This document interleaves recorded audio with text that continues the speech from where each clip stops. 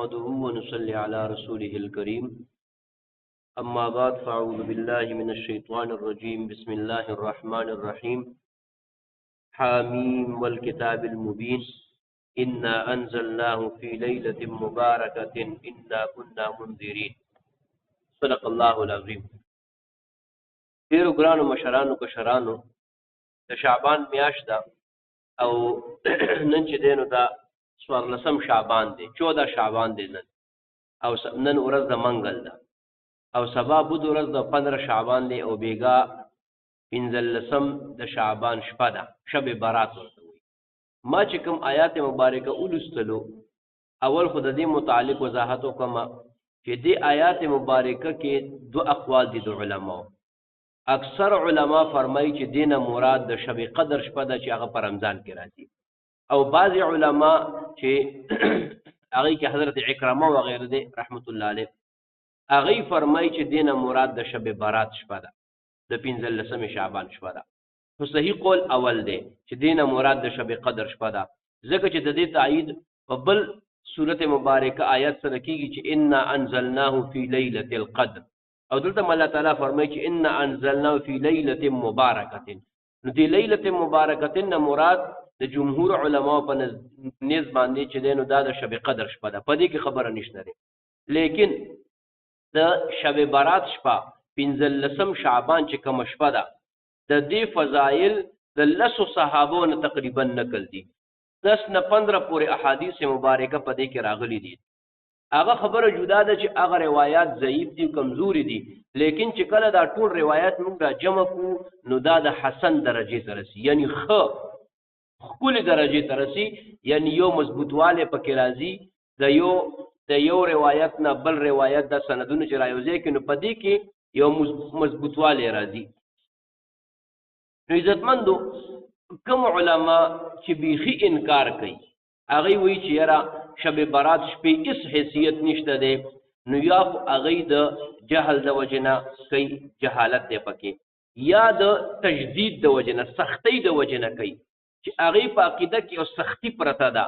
لکه څنګه چې بعض اهل حدیث دي یا بعض د هغه نور مرګري دي هغه بیخي انکار کوي چې دا ټول دروغ دي او دا ټول باطل دي نو دا بخیر ظلمي زیاته بوي. او کم مرګري چې انتهایی مبالغه کوي او د شپې اعلانات کوي چې تاسو روزي او دا شپه ده او ډیره بختوره شپه ده او په دې کې په جمع باندې عبادتونه کوو او په دې کې چې نو خوراکونه کوي او باقاعده یو مجلسونه لګي د خوراک سکاک او د ذکر اسکار او د عبادتونه نو دام یو بدعت ده او دام یو خبره نه ده. خبره ده چې د دې فضیلتونه د بیان کړي شي لیکن په اعتدال په انداز کې چې بای شب برات شپه ده احادیث مبارکه پکې شته. جناب رسول الله صلی الله علیه وسلم فرمایي چې الله کریم اول آسمانی دنیا ته د خپل شان مطابق راکوشي او اعلان کوي چې تاسو بخنه غوښتون کې چې زه داغه بخنه وکم آیا تاسو معنا توبه کوون کې زه داغه توبه قبول کما داسې مختلف اعلانونه کیږي او الله کریم په مدینه منوره کې یو قبیله و بني قلب چې د چيلي انتهایی ډېرې او مشهورې وي نو د الله خپل پیغمبر فرمایي چې د بني قلب د چيلو د وختانو برابر خلق الله کریم د جهنم نه آزادوي. یعنی دې شپې ته یو حیثیت حاصل دی او زموږ استاد ټول امور بي حضرت عائشه رضی الله تعالی عنها فرمایي چې په دغه شپه پیغمبر علیه السلام رک موندلو پیدا مې نکړو غم شو را سره لوی حدیث دی آسان انداز کې وایم چې ما تعالی شکر رسول الله صلی الله علیه وسلم هغه جنت البقیع قبرستان ته تللی دی الته دا هغه قبرستان د خلکو د پاره دعاګانې وکړي د هغې دپاره استغفار وکړل. نو که یو سړي وس کېږي او زندګۍ کې یو ځل په دغه شپه باندې دې قبرستان ته لاړو نو دغه سنت او دغه کار به هم دی وکړي چې د رسول الله علیه صلات وسلام یو سنت دی دا به هم ژوندی کړي. نو د دې شپې فضیلتونه شته او دې نه انکار کول ښه خبره نه ده. مفتی شفیع رحمت الله علیه د دغه سورې دخان د دې آیات لاندې ان انزلنا فی لیلۃ مبارکۃ د دې آیات لاندې په کثرت سره حدیث مبارکه راوړي دي. علامہ قرطبی سے د دې آیات لاندې په کثرت سره حدیث مبارکه راوړي دي د لیلۃ شعبان 15 شپې متعلق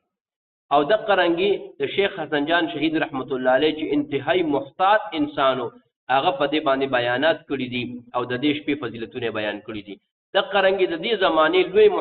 محدث اعظم هغه چې د شیخ محمد ادریس صاحب د چرسدي هغه د دې فضیلتونو باندې مکمل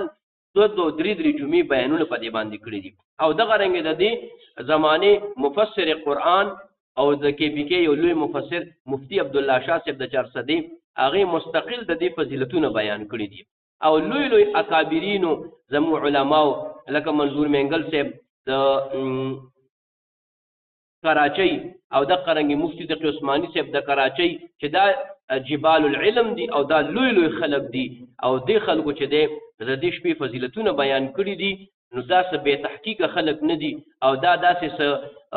عام خلق نه دي زموږ ستا په شان دي دی برازي او خبره بو کې بس کیسه به ختمه کې نه دا انتهایی محقق خلق دي. تحقیق نه پس د یو خبره کوي یقینا د دې شپې فضیلتونه شته دي او دې شپې باندې عبادت کول پکار دي. څنګه چې شروع کې مو ویلې چې باقاعده پروګرامات کول جلسې کول او چې دینو کانفرنسونه جوړول خوراکونه سکاکونه او باقاعده اجتماعي عبادت کول دا خبر نه ده. دا بیا بدعت او رسم رواج دي جوړیږي بلکې هر سړی د ځان له عبادتو کې الله نه د دعاګانې وکي او دا مشتره چې په دغه شپه کې د قرنګي الله تعالی در روان چې کم یو کال دی د دې فیصله الله کریم فرشتو ته حواله کی. نو ټیک شو که یو سړی و چې دا د شب قدر باره کې مرضی نو علما په دې کې تطبیق کوي چې بھئی هغه شپه کې دا هر څه ولیکلی شي او په دغه شپه کې فرشتو ته باقاعده حواله کړی شي چې دا والی په دې باندې تاسو عمل درآمد وکړئ او دا کار وکړئ. الله کریم دې موږ ټولو ته حق پرستی را نصیب کړي او په حق لار دې الله کریم موږ ټول روان کړي. جزاک